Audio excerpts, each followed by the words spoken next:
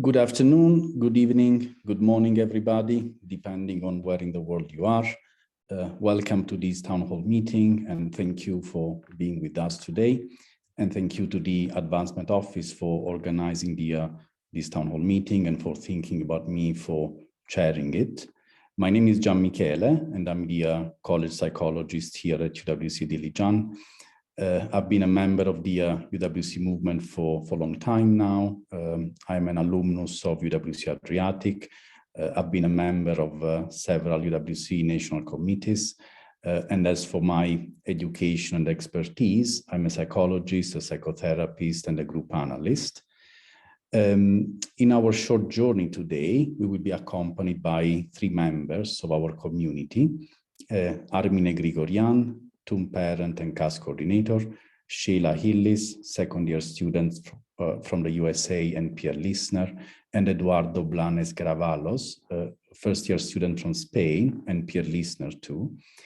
Let me remind you that the peer listeners are a group of students who have the role to provide peer support to other students.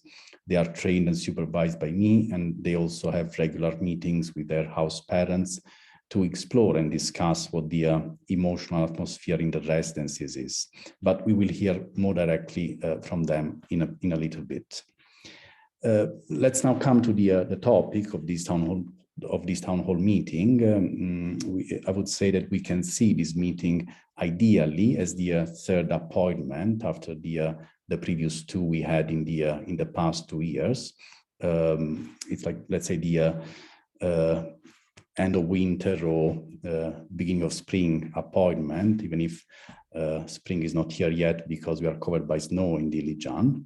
Anyhow, 2 years ago in the meeting Emotions at the time of uncertainty, we talked about our reactions in front of uncertain situations, of course, focusing on the pandemic that had just broke out. And we explored how the pandemic was affecting or could affect the well-being of teenagers.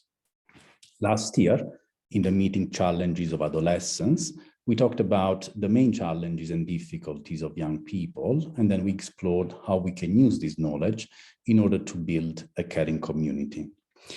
Now, I think there is a common ground to the two topics that we discussed in the past 2 years, and this is the idea that our emotional development and our well-being is, so to speak, like it's not a private affair. Yeah, it is not something that belongs to ourselves. We are not the masters of our well-being, but this depends on many variables that are not under our control.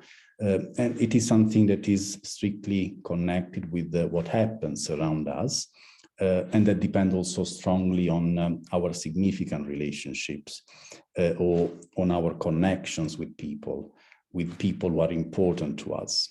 So I'm not the owner of my mind. I don't live separated from other people, but what happens in my relationships matters to me, and it has an impact on my well-being. So today we want to focus exactly on this point. We want to understand a bit more why this is the case and what we can do to support and promote our well-being. And this is why, for example, it is important to listen also to the point of view of a TUM parent and of two students and peer listeners, because well-being it's a common enterprise. Yeah, we are never self-sufficient. We need others. More specifically, we want to focus on what is behind resources and challenges of adolescence and how we can use the knowledge coming from research and practice in supporting young people. Now, given that our well-being is intertwined with our relationships and given that it stems from our emotional development, given that our emotional development is populated by challenges, it is not a linear process, it is made of different steps. So what can we do as adults to facilitate the journey of young people towards adulthood, towards their independence? So how can we empower them, and ultimately, how can we allow them to gain the skills to give their contribution to build a peaceful and sustainable future?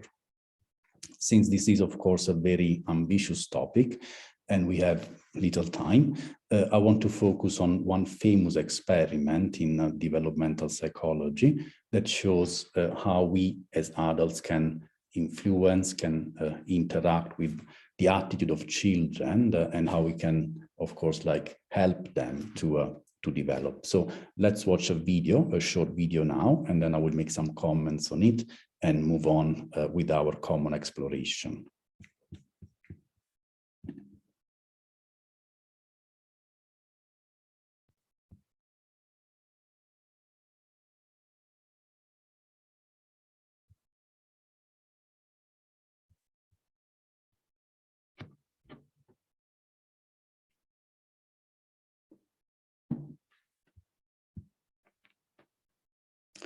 I think the audio is not working.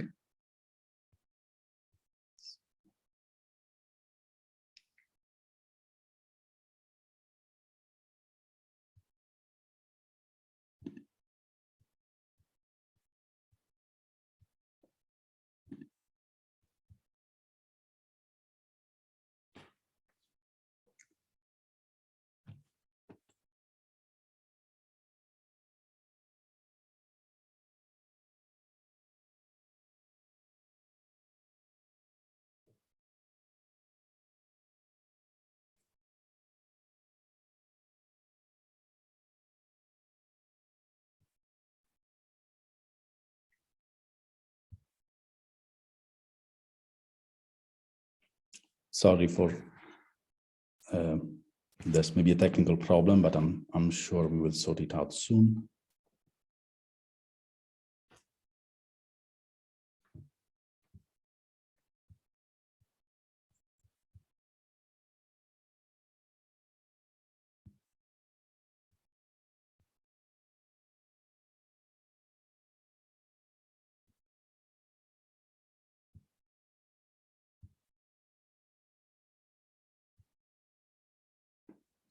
Okay, I think there is like some issue, but I mean we can move on with our presentation. I'm sorry for this problem. So like what happens in the video is that a child is on one side of a visual cliff. A visual cliff is like a table, transparent, so the child can actually experience the empty space that is behind, but of course without falling down. And we know that by the age of 6-12 months, children can already experience the fear of empty spaces below them or in front of them. And on the other side of the cliff, there is a toy that the child typically wants to reach. And the caregiver is somehow instructed to pose different phases. So what happens in the experiment, and hope that you will be able to watch the video soon. If the caregiver poses like an encouraging phase, then the child would most probably cross the cliff. If they pose a scary or a scared phase, the child will not cross the cliff. And the conclusion of the researcher is a baby is already doing what all of us, and I would underline what all of us do, when something unusual happens. So we look around to figure out how other people are reacting. And now this study is conducted with children, and we know that things, of course, change when we become adolescents or adults, but there is something in common. There is like a learning experience that we bring with us, and that is that when we feel insecure, when we suffer, when we feel uncertain about things, we would look around and search for people we trust to see how they react, to see what they implicitly communicate. And this is like another very important point. It is like not so important, or not only important what we communicate with words, but it is our attitude that matters, our implicit unconscious attitude that can actually make a difference. Yeah. Now, when we are like in front of a child or a young person suffering, we usually ask ourselves and others, what can we say or what can we do? But it is actually not what we say or what we do that counts. It is more important how we react what our overall attitude is. And this is why we as adults, we also need to work on ourselves. We need to observe our reactions. We need to take care of them, because this can really help to take care of children and young people.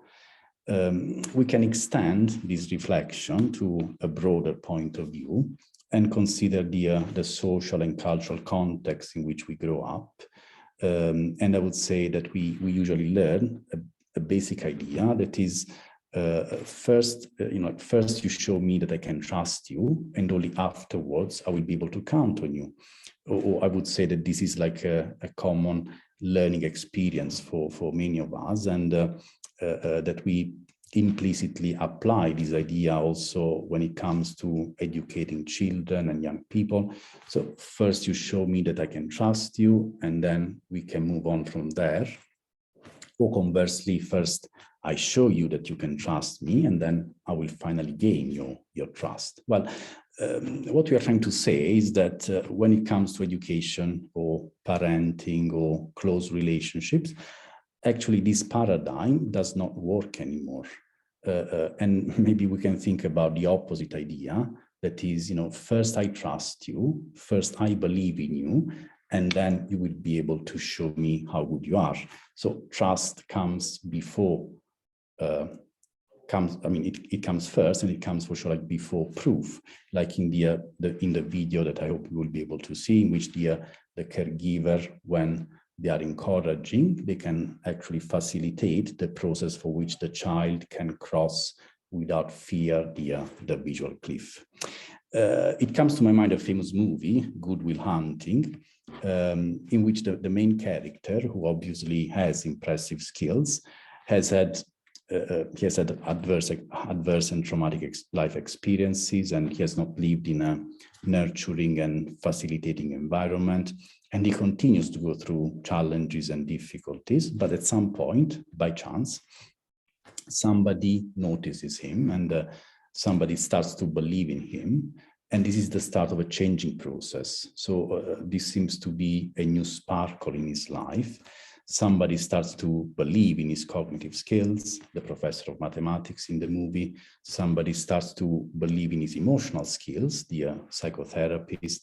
He starts a romantic relationship, and these ingredients can actually bring to a change. And more generally, this is how self-esteem works. Yeah? We can believe in ourselves to the extent to which somebody else in the past has believed in us. And on the other hand, we cannot believe in ourselves if nobody has ever believed in us. And from this point of view, the self is always the result of a relational process. Yeah? We are never self-made. We can only count on others. There is no I without you. On one hand, we know from research that children and adolescents, they have like greater motivation to learn and less fear to fail if they believe, for example, that intelligence and personality can change rather than being fixed. And this outcome is actually is also supported by evidence coming from neuroscience more recently. And of course, as children or teenagers, they believe that intelligence and personality can change to the extent to which somebody promotes this idea, or the environment in which they live can be encouraging and facilitating. If a teacher believes that a student can make it, this will make the chance for the student to improve much higher. If a therapist believes that a client can actually learn from his exploration of his own emotion, or from their own emotions, actually they will be able to improve themselves and also to feel better. So, I mean, this is like a very important point that I think we should focus on when we work or we interact with children, young people. And we should also consider that, on the other hand, we live in a context in which independence is praised and competition is promoted. And I guess that this statement can be true cross-culturally. So even with some differences depending on the context that we look at. But I guess that in the global society, I would say that independence and competition are values. And of course, it's fine to have ambitions, it's fine to be independent, to compete, but sometimes this approach seems to leave little space to the possibility to make mistakes or to fail sometimes, and to learn from our own mistakes in order to improve. Therefore, I think it is essential to keep in mind these points when we interact with young people. Our attitude has always a reverberation on their well-being and also on their possibility to develop their skills and to grow. And I think we should always be accompanied by this question: do we believe that they can make it? And do we bring this attitude with us? Now, I would now leave the floor to Armine, who will talk about this point also from the point of view of a house parent, and share her experience in the school with the students, with all the students coming from different countries. So Armine, at the moment, over to you. Thank you, Gian Michele. Thanks a lot for an interesting topic, and good morning, good afternoon, good evening to all parents joining us today from all over the world. I am Armine Grigorian, residential house parent of Maimech House, Maimech Tun. First of all, I would like to thank all parents for trusting us and sending your kids to study at UWC Dilijan College and becoming a member of our community. By bringing an example of Maimech Tun, I would give you an idea what all the other 5 tuns look like, as all 6 tuns are similar. In Maimech, we are 35 students from 29 different countries and me. I was born and grew up in Dilijan, studied in Yerevan, and I have a 16-year-old boy who is currently living and studying in Yerevan. Most of my Tunis, before arriving on campus, could not imagine life here. Most of them would join groups in social media and learn about our school traditions, cultures, and rules. But most of them will admit later that life on campus is very different from what they read or were being told by others. Being from very different backgrounds, cultures, and traditions, the first thing they experience in campus is a cultural shock. Very often, it happens in their room and flats. As you know, we have 2 or 4 people in each room, and very often they are representatives of different religions and customs. Out of my experience, after the first couple of days, roommates are becoming good friends, and it is the first level of support and care students are getting. After quarantine, students are getting to know their TUN members from other corridors and other students from different TUNs. And at that time, we observe how students are forming their groups of friends. At that time, TUN parents are starting to have their first TUN chats with students to introduce themselves and to know students better. It is the first contact with TUN parent, and for both sides, it is very important to be open and honest with each other. It is very important to talk about expectations and rules. Encourage students to speak up and approach when they need help. It is not easy to build trust for any of us. It takes time to get to know each other better, to be able to support and help each other. Of course, being a TUN parent is a very responsible job, as we are taking care of students. But it doesn't mean we have to do multi-management of every student's life.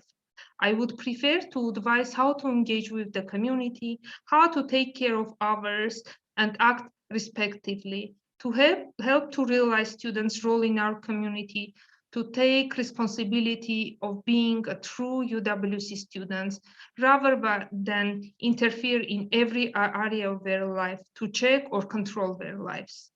I consider life in UWC Dilijan as a transition period for all my Tunis from childhood to adulthood, as after graduating from here, they will have to live a more independent life And it is important to gain all skills here while they have so many supportive people around to be able to survive in other countries, which might be with much stronger rules and expectations. Here, I would like to highlight the importance of healthy communication with parents. At the beginning of each year, we send an email to all parents to introduce ourselves and mentors. And very often we do not get any reply. We understand that there might be language barrier, but for you to know, we're very much looking forward to information from your side with some recommendations or suggestions which can help us to know your child better. I would like to talk a little bit about expectations and reality. Expectations of parents are very different, and students as well, they have their expectations before arriving on campus. As I said before, before coming to the college, they draw the ideal picture of life here. For parents, that ideal picture is having highest academic grades, even though many of parents have very limited information about IB program. For their kids, the ideal picture is to have full independence and freedom, experience life here in UWC Dilijan. I think at that time, very few students and their parents will be thinking about time, climate, food difference, how different is the academic program from the previous school, about rules and expectations of college, about level of resilience that students have. All those factors are affecting the mental health of the students. For example, it is difficult for students to adapt to a new time zone and every day be on time for the first class.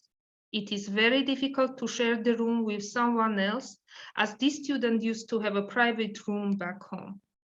The food he used to eat every day is not easy to find in our country. Homesickness and etc. We can continue with chain.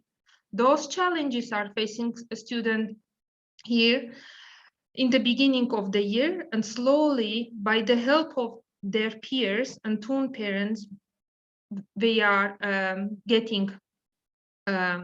they're being able to adapt. But situations around the world affect us enormously. Current generation experienced COVID, 2 years of lockdown with limited or no face-to-face interaction with peers back home, followed by the war in Nagorno-Karabakh. Now it's Ukraine and Russia. It is very difficult to explain how much effort we put to explain to the students that they are safe in our college, we are taking care of them, and here is very important. It is a very important role of parents as well. We understand that it is difficult to be far away from kids of this age, especially in these circumstances. But it is important to trust us as we do everything possible to support your kids and our students. Life in boarding school is very different from life in day school, as expectations are different. Students are here 24/7, and life on campus is very intense. Students need to learn how to manage their time, how to schedule their day, when to study and when to socialize, how to manage all tasks they have, and run a healthy lifestyle. To be able to survive, they need to improve their level of resilience, and it takes time. Within their 2 years of being here, students are having many ups and downs, and it is how it should be. Being accepted to the college is, in most of the cases, not knowing the country they are going on or having very limited information, making them and their parents and their parents, very excited and proud of. Very often students are having this feeling of being the best, as they are selected from the big group of students, and they deserve the right to represent their countries in the college. Being in multicultural community, building friendship with so many new people from around the world, living in this amazing facilities. Having the opportunity to explore a new country is making all students happy. They enjoy life. And is followed by the first frustration when they do not get the highest marks in academics, as it was the case in their previous school. Followed by the first conversation after breaching the school rule, or misunderstanding or miscommunication with the group of friends students have. It seems like a very easy problem to solve, but very often it becomes very difficult because of the personality of the students and level of resilience and language barrier. Later on, it is becoming much easier as people get to know each other better and DP2s are making aware of school rules and culture. Academic life is becoming much busier in term 3 as there are many deadlines, and the term 4 is the end of their journey and IB final exams. At this time, it's much more difficult to cope for many of them as they are waiting for their final result and information from universities they applied to. And I want to assure you that from the very first to the last day, every TUN parent is there for every student. It is very exciting to see how they grow and change. And only on graduation day, we look back to see how interesting and difficult for us and for students this journey was. Thank you very much. I try to share like all information I would like to share with parents. Gian Michele. Thank you very much, Armine, for your words. They tell me that we will be able to watch the video at the end. Of course, if you have questions, like write them in the chat. But now I would ask Sheila to speak about your experience as a student and also as a peer listener in the school. Thank you. I think it goes along really well with what Armine said in terms of the kind of journey being this really long 2-year process. I think there's a lot of growth that comes from the UWC experience, especially as a student. I think being in my 4th term now and being able to kind of look back on these 2 years, I think the transition that she mentioned from home life to UWC is really big. It's really hard to adjust to. At least that's how it felt in my 1st and 2nd term. And I think with that, the school definitely, I would say, does a really good job on supporting us through that. And for me, I think one of the good things about my experiences was my 2nd years, who were peer listeners, and then my 2nd year from the US and Colombia also was really, really helpful, really supportive to me throughout that whole journey. And she kind of gave me a firsthand look at what it meant to really support our 1st years and to kind of help each other through this process because we have that experience. And for me, that just kind of wanted me to do it a little bit more because it helped me so much. So then when I got to be a peer listener in my 2nd and 3rd terms, and even now still, I think it's one of these things where it's really, you can really see the differences and the changes. We just kind of go through it because I think for students, it's more of a day by day, just kind of going with it and trying to make it the best that you can in terms of academic and balance. And there's a lot of challenges that arise. And I think with peer listening, it's given me the kind of opportunity to be able to get through my own kind of personal challenges, but also the chance to help others and kind of just talk with them and reflect on it, I think helps us all together because we get to kind of think about it a lot more and really understand what it is that we're here for and what we're doing here. And a lot of the peer-to-peer relationships and interactions are kind of some of the most stimulating and interesting conversations that I end up having here because it's just like, there's so much to learn and so much to know. And when you have these people that are really helping you in terms of like your emotional development and just emotional intelligence in general, helping you kind of target these feelings because there's a lot of them, especially when you're away from home and it's a whole new thing. That's really helpful to me, I think. And I think it's been one of the best things that I'm going to be able to take away from this UWC journey is that ability to communicate with others. And I think, especially now with 1st years and how I've been a 2nd year to them, I think that it's been a nice experience getting to go from that like hierarchy kind of like changing and getting to experience all the sides of it. Thank you very much, Sheila. Thank you for your words.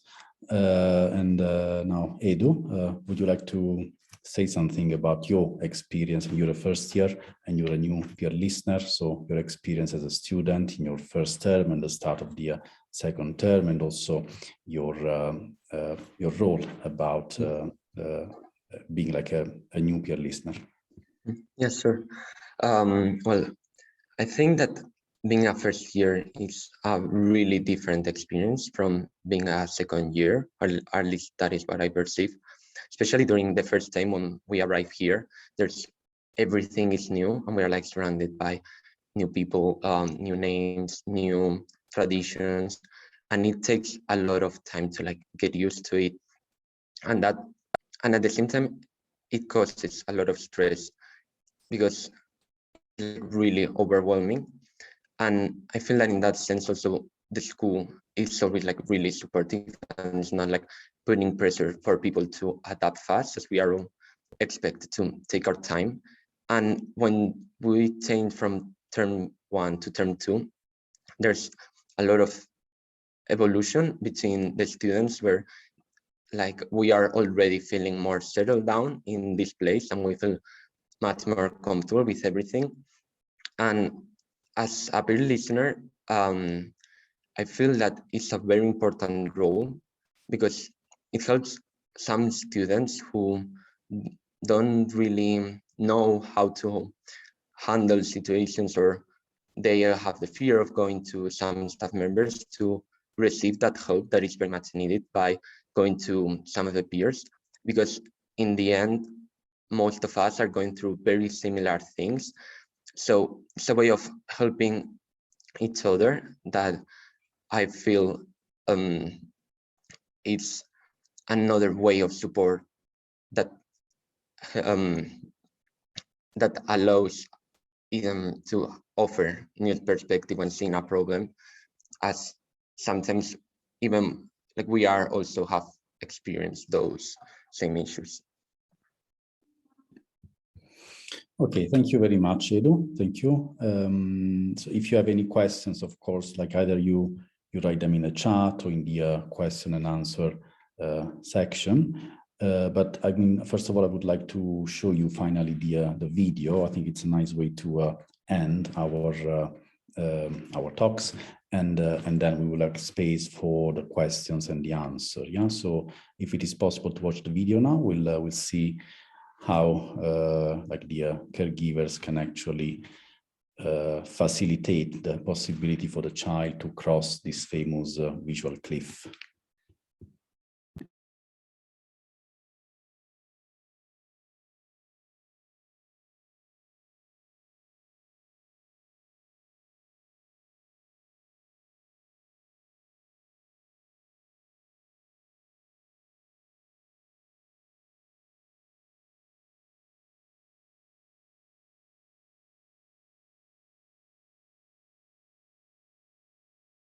Let's see if it is possible to actually watch the video. Oh.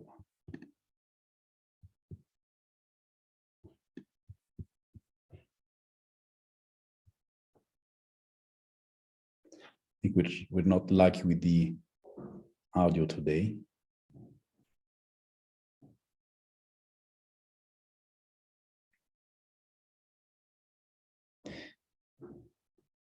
Okay, maybe like it's better to yeah, share it in the chat, and then you can. I'm sorry for this problem, but I mean, we can like share the link in the chat. You can see like part of the experiment now, but I mean, I think that it's better now to go on with the your questions and try to answer them.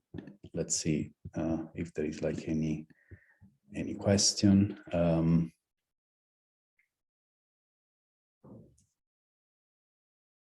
So like somebody's asking, you know, like with distance, misunderstandings and overreaction to bad news or to the lack of news that are easier to happen. Now, how can parents understand whether a complete change in communication pattern and frequency between the student and the parents is normal or is it a signal of an issue of uneasy of the student?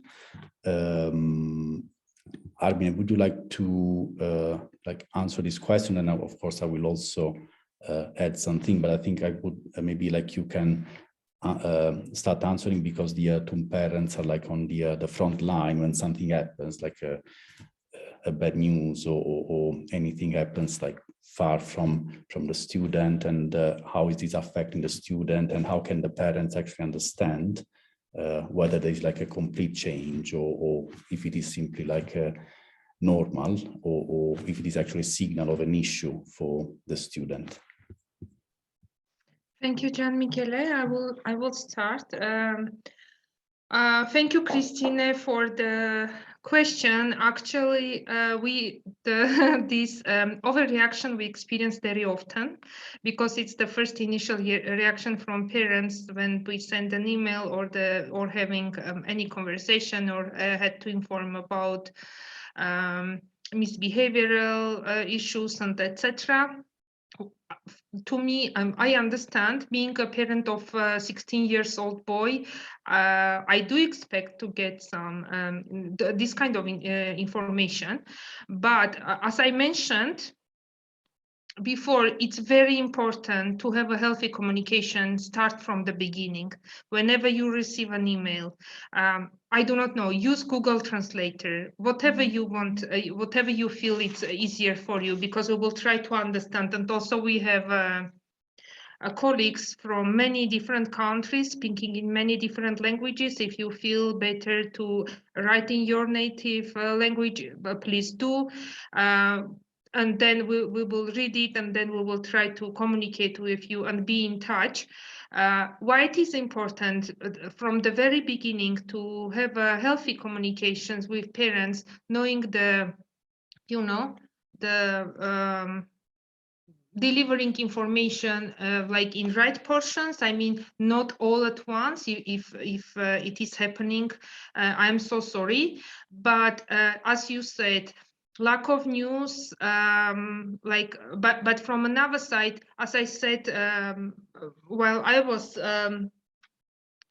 talking, it's a learning process. It's very different from their previous experience. They are allowed to fail. They are allowed to make mistakes, and they are learning from their mistakes as well. So there is the level of possibility, and this is why we are here to explain in the first case, during first case, to explain and to try to give them chance to improve, and then learn from their mistakes or failures.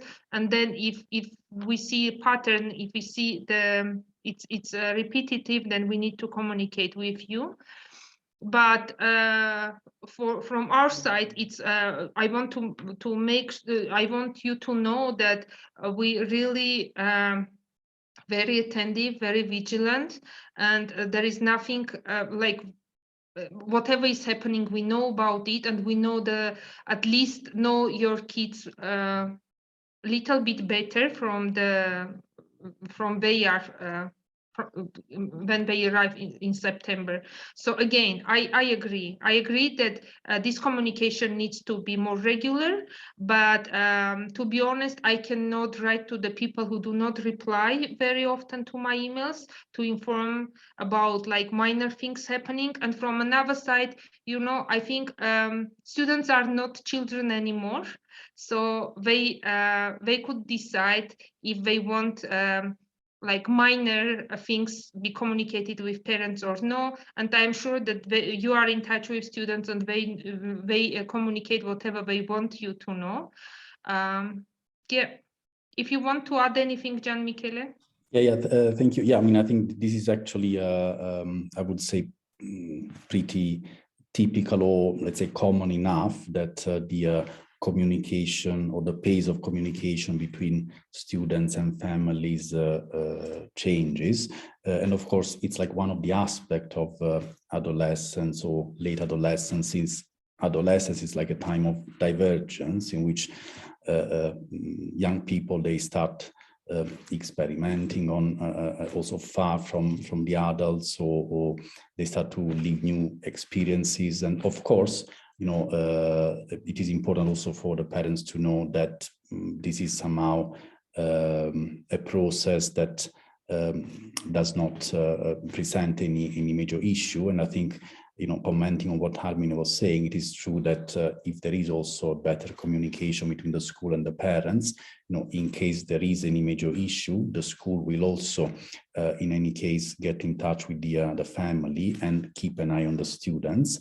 But I think it is also now, before going on with my answer, I would like also to listen to Sheila and Edu, because if you think about your experience, like Sheila, or, what do you think about the change of communication between students and parents? If you want also to share something about you, feel free to do that. Actually, for me, I think I wouldn't actually say that this. I agree with you that the change in communication frequency and communication patterns is definitely really normal, especially at the beginning, especially in first term.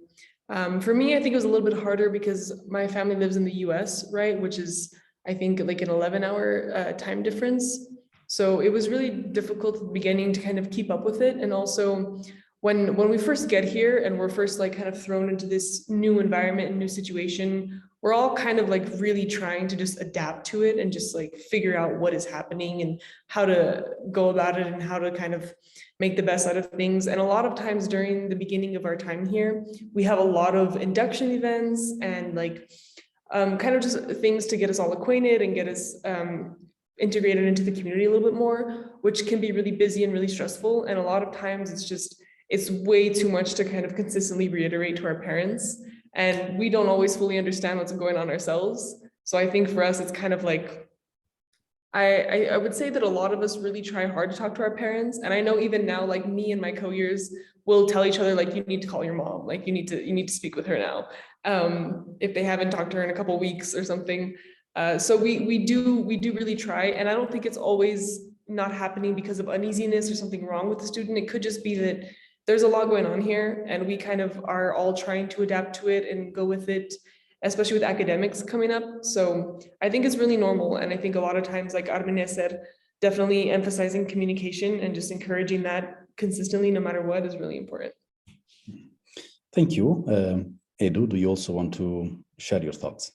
Yeah, I completely agree. I think that decrease in the frequency of communication here is completely normal. And it also, I think, depends on each person. Like there are some that like to be more in contact with their family like every day, and then like others that are more distant or just want to go once a week. And I think both are fine. It's just like finding a balance between having your life here and also being in contact with your family back home. But decreasing the frequency doesn't always necessarily mean like a problem is happening. It may just be a busier week, but it's fine. And like what I would say is that if the family thinks that there's something that has happened and that their children is having some problems, that they can ask, like there's no harm in asking. And if there's nothing happening, then it's even better.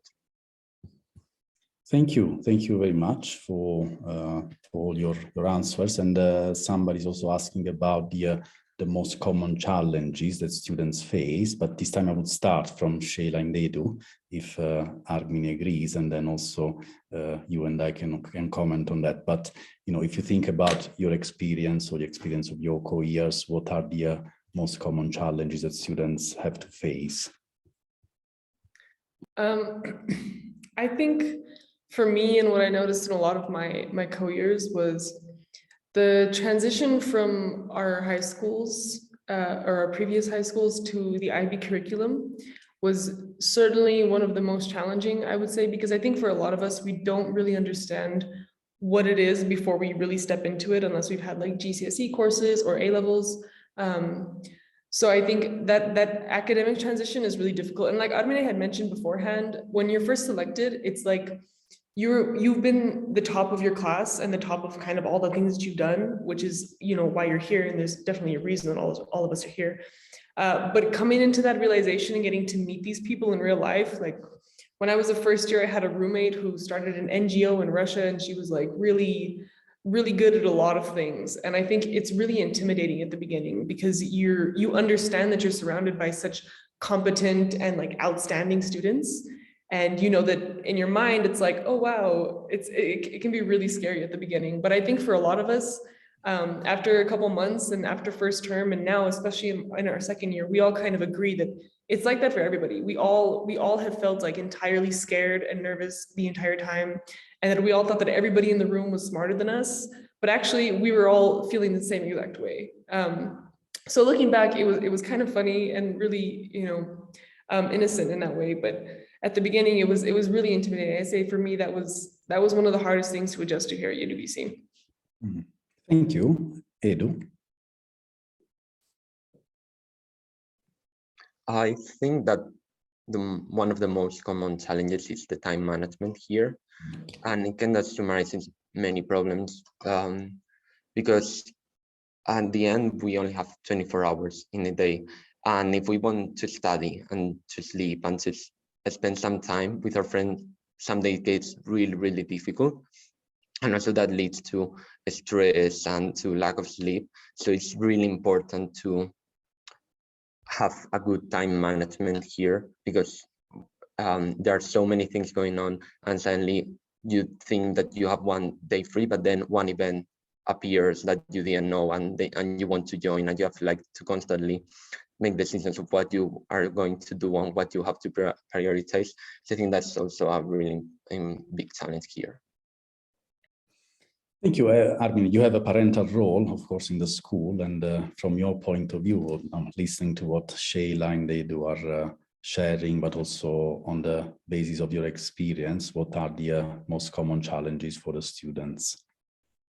Yeah, thank you, Gian Michele. I was listening what I do on Shayla said, and another thing I want to point here is the students, when they arrive, they bring their family model to the school, and they see their twin parents as as parent, and some of them want trying very much to be dependent on twin parent, or there are students who trying to be very independent, do not have any, emotional and like connection with a twin parent. Those both cases are very challenging because from one side, you feel like you do not do any good to student to be very dependent on you, because this is the time when students learn to be independent, make their own decision and try to take responsibility for their action. And of course you support, of course you help, but this attitude will not make any good, and you will do disservice. Another challenge is then students want to be completely independent. They trust you, they talk to you, but there is no connection because they do not want to have this connection. And this is the opposite. When you are trying to help, but students actually do not expect you to help. And those two different cases are the main challenges, because you need to just keep a balance. There needs to be balance. Thank you. Thank you very much. Yeah, I mean, I think you all made some very important points. Also when Shayla was talking about the comparison with the other students, or Edu was talking about the time management. I mean, I think that I would say that also like a very important dimension of this experience is the what we call the cultural shock, because everybody comes from different cultures, macro cultures, but also micro cultures, because of course every region, every family, they all have their lifestyle or values. And when the students come here, they find themselves in a melting pot of different, let's say, styles of dealing with things, or different projects, plans, or way to interact with each other. And I think, what I also listening to many students, I think that many of them, after some time, they start kind of like asking themselves, okay, who am I? Am I the person I was before coming to school, or I'm really the person that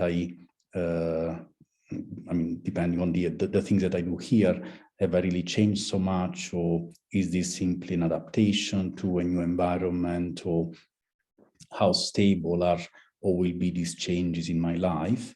And I think this is obviously a challenge, and I think it's very important that they can have also the opportunity with their house parents, for example, but also with their peers and with their mentors to process these changes and to understand what actually comes from them and what, on the other hand, can come because of a peer pressure or because of the pressure of the context. Yeah, I think that any time we are in a new context, we go through a process of change, but sometimes actually this change is more the response to pressures coming from outside, and they not always are the result of our intrinsic motivation to look for something new. So I think it's important that they can also have the possibility to reflect.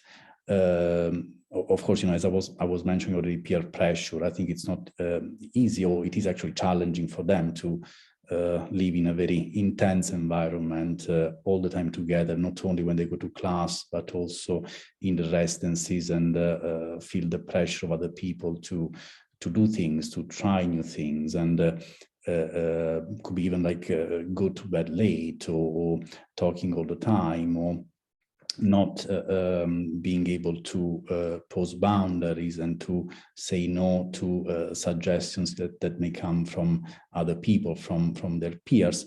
I think this can cause some levels of stress, and hopefully they can actually learn to deal with these situations, with these conditions, but also learn a lot from this experience. I think that, well, for sure, like another thing is like the ambitions that many students have for their future, and when they come to UWC, they may have a certain idea about what they want to build in their life, and these ideas can change, and this can be confusing for them to accept their new plans, or the having like a new process. I mean, somebody maybe comes with the idea to become a doctor, that they want to become a doctor and study medicine at university, but then maybe they discover how arts are fascinating, or theater, and they think about, they rethink or rebuild their plans for the future, and then maybe they have also to communicate this to the family. I think, these are also challenges that can cause stress or sometimes distress, but I would say they're like part of a process of development, and this is, actually something that can be very important as a learning experience for them. Okay, we still have a few minutes. I mean, I would actually ask Sheila, since you're like at your second year, what would you bring with you from this experience? And now that, in any case, in a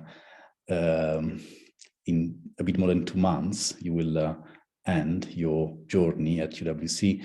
I mean, for these 2 years, of course, it's a journey that continues, but what do you think that you can bring with you? You talked about, also the growing up and your emotional development, or the development of students, but what do you think that can bring with you when you leave Dilijan?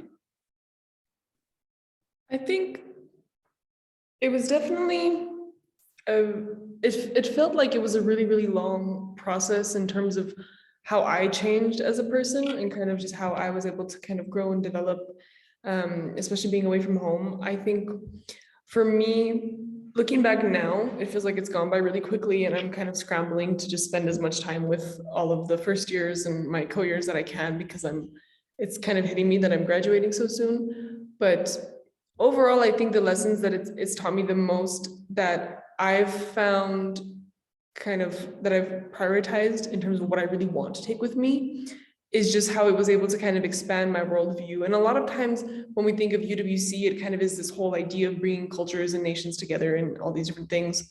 And for me, I think that really was amplified, because being from the US, I didn't really travel much and I didn't really have this kind of holistic worldview that I think I have now. And the experiences that we get here are really unique in the sense that we get to kind of communicate with people from all these different places. So when we talk about issues, there's somebody there who can kind of tell you more about it. And there's always this experience and this unique perspective that you get that I'm not ever going to get anywhere else. And I think that has been one thing that I'm really, really grateful for. I think I've learned so much from it. But in terms of just taking away from UWC, the kind of relationships that I have with people, I think are always going to be really important to me, because here, when you get to meet so many different people that can teach you things and you can learn from them so much, I think it really just stresses the value of those relationships and kind of connecting with others through kind of like kindness and a lot of these really nice things. And I think that's one thing that I really want to take with me in university and to all the places that I go in life, is to always really emphasize those personal connections and keep learning and keep growing with the people around me. Thank you very much. Thank you also for sharing your personal thoughts. Edu, I mean, you have like more than 2 terms in front of you. What do you feel that you're actually taking or learning from this experience? I think that what I'm learning the most is how to be a member of a community. Like here we have a really strong community, really big, and having with, again, so many different people from so many different places, and seeing that you as an individual can contribute to make this place a little bit better with your actions, what I'm enjoying the most and what I want to be able to take from here and to be able to do in wherever I go after here. And I think it's like my favorite part of being in Diligent. Thank you very much.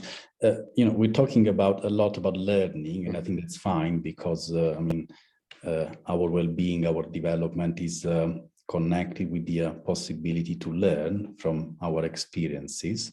So when we learn, that's always a good sign. And of course, also stuff changes. Yeah, we as adults in this experience, I think we learn a lot. Armine, can I ask you to comment? I mean, how has this experience of being also a parent has changed you? Yes, sure. Actually, it changed me a lot, because being, I mean, parents, it's very responsible role, but being a parent of 36 different students from different countries, and they understand parenting in very different ways. And whenever you just decide to take care of or talk to people, you need to be very careful with words, not to I mean, disappoint, not to harm, not to make them feel you know, uncomfortable. It changed us. It changed me a lot. I mean, now I feel myself twin parent of 29 kids of different nationalities. It is very interesting. It's very interesting experience, because we learn from every student. Yeah. And also it's so nice that students graduate and then they do not forget, and they look back, then write to you, they keep in touch and remind about funny things, about you know, sad things happen during their study year. Also at the time when you are not in mood, how they can just support you, come and talk to you. It's not only support and care you give, it's also about support and care you get. Yeah. I think that's very beautiful. And I mean, if I think about me, I've been here for almost 6 years, and I still enjoy a lot being with the students, listening to them, and try to do my best to support them. And I would say that after each session or when, you know, my week ends, I think a lot about what I learned from them, because it's I mean, it's really fascinating for me to accompany them along their journey. When they reflect on themselves, they discover new things, they come out with the new ideas, but this is like a very beautiful stimulus for me to reflect also on what they leave to me and what I can learn from our common exploration. That's I think that's really intense. Okay, we are at the end of our webinar, our town hall meeting today. Do you have any does any of you have any final comments that you want to share? Armin, Sheila, Edu.